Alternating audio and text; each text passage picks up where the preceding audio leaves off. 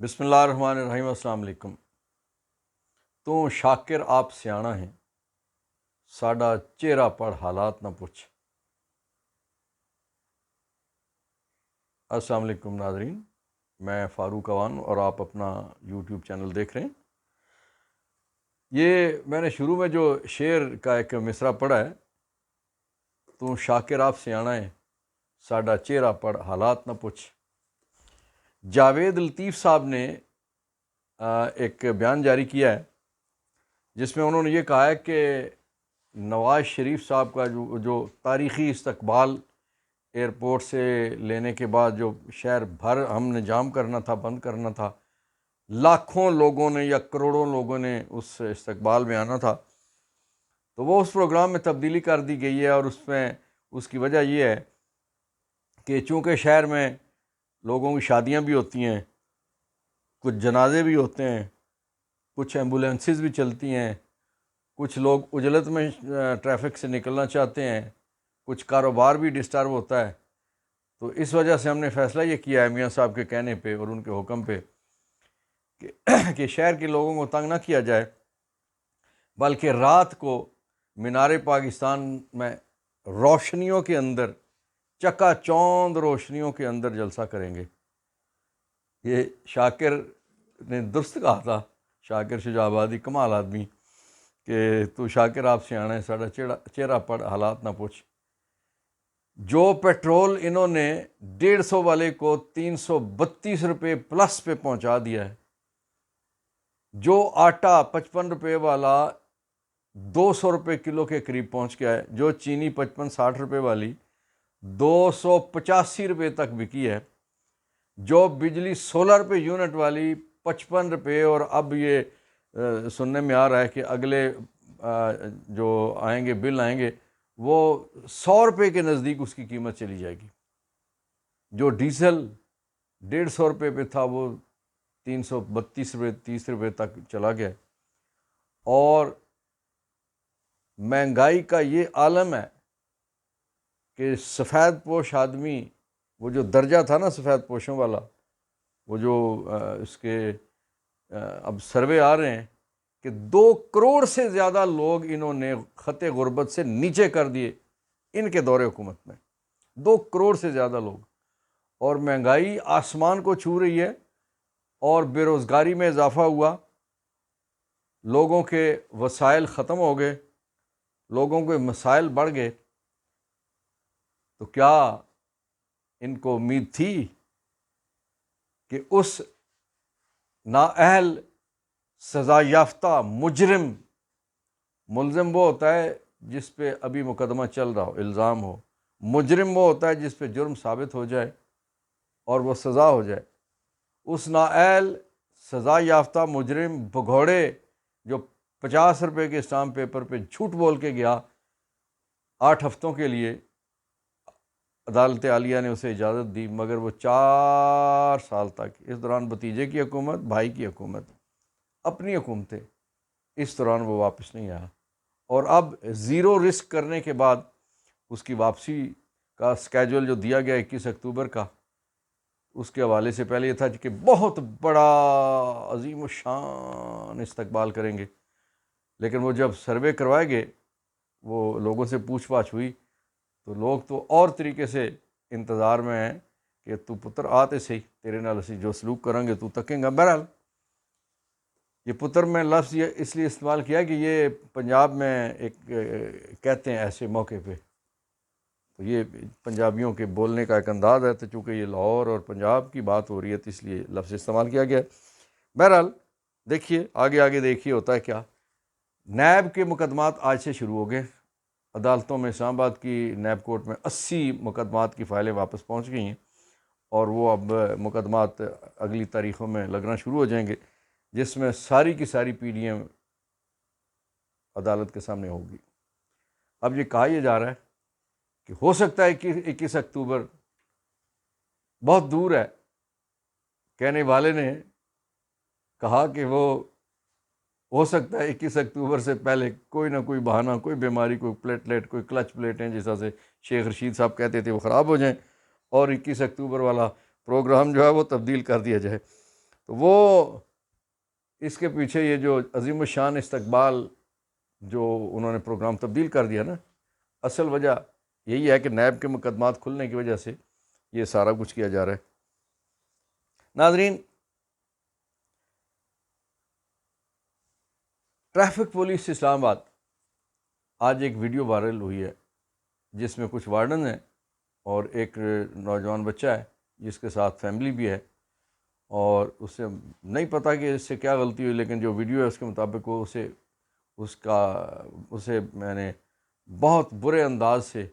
گاڑی میں زبردستی گھسیڑ رہے ہیں، اور لوگ ارد گرد جمع ہیں، لوگ ویڈیو بنا رہے ہیں اور لوگ پوچھ رہے ہیں اس کا جرم کیا ہے۔ تو وہ کہتے ہیں کہ جی اس نے ہماری وردی پھاڑی ہے، اگرچہ ویڈیو آپ سارے دیکھ چکے ہیں، اس میں کسی کی وردی کوئی پھٹی ہوئی نظر نہیں آ رہی، وردیاں بالکل سلامت ہیں جو وہاں اس کے ٹریفک پولیس کے اہلکار ہیں۔ میں یہ سمجھتا ہوں کہ جب سپریم کورٹ آف پاکستان کا حکم پی ڈی ایم کی حکومت نہیں مانے گی تو پھر نیچے یہی ہونا ہے جو میرے اور آپ کے ساتھ اور ہمارے بچوں کے ساتھ ہو رہا ہے۔ اس کو بدلنے کی ضرورت ہے، اس پہ احتجاج کیجئے، اس پہ اپنی آواز اٹھائیے اور اپنا احتجاج ضرور ریکارڈ کروائیے، ورنہ دیر ہو جائے گی۔ ناظرین، الیکشن کمیشن کی پھرتیاں شروع ہو گئی ہیں۔ وہ پھرتیاں جو ہیں جس طرح سے وہ کچھوے کی چال والی پھرتیاں ہوتی ہیں نا، یہ وہ والی پھرتیاں ہیں۔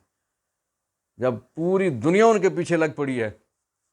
کیونکہ ابھی پیسے انہوں نے لینے ہیں، آئی ایم ایف ورنہ پیسے نہیں دے گا، طے یہی ہوا تھا کہ اگلی قسط جو ہے الیکشن کا سکیجول دیں گے، اور جو الیکشن کا سکیجول انہوں نے دیا ہے اس میں وہ والی چیزیں انہوں نے بیان کی ہیں جس میں لوگوں کو قطعاً کوئی دلچسپی نہیں ہے۔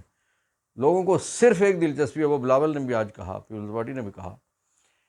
کہ ڈیٹ نہیں دی گئی، باقی سکیجول دیا گیا، فلاں ہوگا، فلاں کی بندی ہوگی، یہ اس طرح سے ہوگا، فلاں ہوگا، اور الیکشن جا کے تو جنوری کے آخر میں، آخری دنوں میں یا آخری ہفتے میں ہوں گے۔ یہ بے ایمانی پہ مبنی ساری کارروائی ہے۔ الیکشن کمیشن سے بددیانت ادارہ پاکستان کی تاریخ میں شاید کوئی ہو۔ میں اس لیے کہہ رہا ہوں کہ انہوں نے اس پورے پچھلے عرصے میں، خاص طور پہ اس 2-2.5 سال کے عرصے میں، جب سے پنجاب کی حکومت ٹوٹی، کے پی کے کی اسمبلی ٹوٹی، اس کے بعد سے لے کے تو سپریم کورٹ کے احکامات سے لے کے تو پی ڈی ایم کا یہ عرصہ، اس عرصے میں جو کچھ جتنا بھی ہوا، اس میں اسلام آباد کے بدعتی الیکشن تھے جو کتنی بار ڈیٹ اناؤنس کر کے نہیں کروائے گئے، پھر سندھ کے الیکشن جس انداز سے فیسیلیٹیٹ کر کے ایم کیو ایم کو باہر کھڑا کر کے ان کے ساتھ معاملات کر کے تو پیپلز پارٹی کا میئر لانے کے لیے جس انداز سے جماعت اسلامی اور پی ٹی آئی کے ساتھ جو کچھ کیا گیا وہ آپ سب کے سامنے ہے۔ تو یہ اس وقت اگر دیکھا جائے تو عملاً سب سے برا ادارہ پاکستان میں وہ الیکشن کمیشن کا ہے۔ ان کو خاص اگلے جو 14 اگست اور 23 مارچ ہے، خاص ان کو اس پہ کوئی ستارہ امتیاز کیا میں اس کو آگے نام دوں، نام تو بہت آ رہے، میں رک جاتا ہوں۔ ناظرین، بلی بالآخر تھیلے سے باہر آ گئی ہے۔ رانا ثناء اللہ نے کہا کہ جنرل باجوہ کی ایکسٹینشن ہم نے اس لیے کی تھی کہ ہمارے ساتھ معاملات طے ہو گئے تھے کہ عمران خان کو ہم نے ٹارگٹ پہ رکھا ہوا تھا، اس کی حکومت ہٹانی تھی۔ ہمیں جب یہ یقین دہانی کرا دی گئی کہ یہ سارا کچھ ہوگا، کر کے دیں گے، تو ہم نے پھر جنرل باجوہ کو ایکسٹینشن دی۔ اچھا، عمران خان صاحب پہلے دن سے جو جنرل باجوہ کو کیوں نشانے پہ رکھ رہے تھے، یہ وہ بات تھی جو ان پہ چونکہ گزری ہوئی تھی۔ وہ جس پہ گزری ہوتی ہے نا اس کو پتہ ہوتا ہے، وہ جس انداز سے، جس تلخی سے، جس افسوس سے، جس غصے سے، جو بھی آپ کہیں، اس ملے جلے جذبات سے وہ جو کچھ کہتے تھے، جنرل باجوہ کا نام لیتے تھے، وہ اسی لیے کہ انہیں اس سازش کا ساری کڑیاں انہیں پتہ تھی۔ وہ لندن پلان، وہ بار بار اس کا ذکر کرتے تھے، یہی لندن پلان تھا۔ اور اس حوالے سے اس سے پہلے بہت سارے اور لوگ کہہ چکے ہیں، خواجہ آصف نے بھی کہا، اور آج بالآخر رانا ثناء اللہ نے باقی جو رہتی بات تھی وہ ساری کی ساری بیان کر دی ہے۔ اس لیے اب کوئی چیز پوشیدہ نہیں رہ گئی۔ ناظرین، آج پاکستان بھر میں بار ایسوسی ایشنز میں ننھی کلی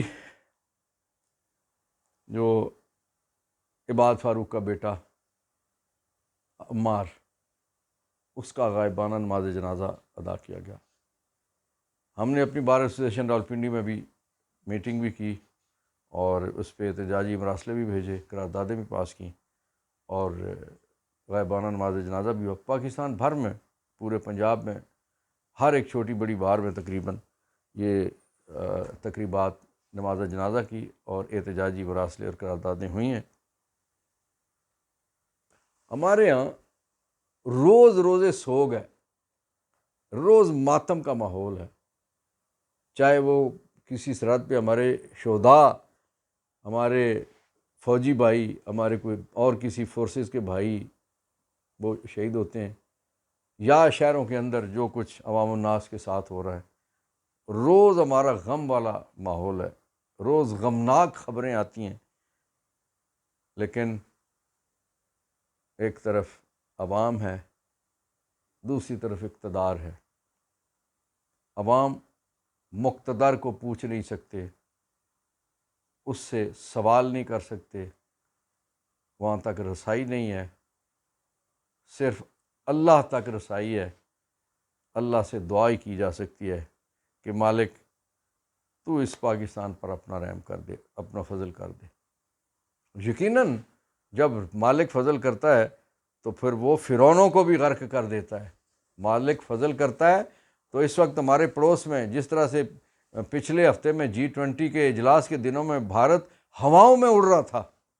خلاؤں میں، اور وہ چاند پہ اور سورج پہ تو وہ جا چکا تھا،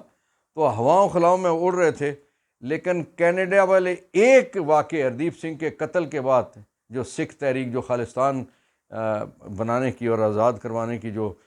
تحریک ہے ہندوستان کے، وہ جبڑوں سے وہ کہتے ہیں کہ ہم ہندوستان کو توڑ کے تو اپنا خالصتان بنائیں گے، تو وہ ہردیپ سنگھ کو جو جب سے قتل کیا گیا تو پوری دنیا نے دیکھا کہ ہندوستان جو کل تک کس قدر زیادہ زحم میں تھا، کس قدر زیادہ اس کے اندر فرعونیت تھی بین الاقوامی سطح پہ، اور وہ اکڑ کے باتیں کرتا تھا ہندوستان، چاہے وہ اس کا وزیر اعظم مودی ہو اور یا اس کے جو میڈیا ہے، جو کچھ بھی تھا، تو وہ اکڑ کے اور ایسے متکبرانہ گفتگو کرتے تھے۔ اللہ رب العزت نے ایک واقعے سے ان کی ساری اکڑ فون جو ہے وہ زمین بوس کر دی ہے۔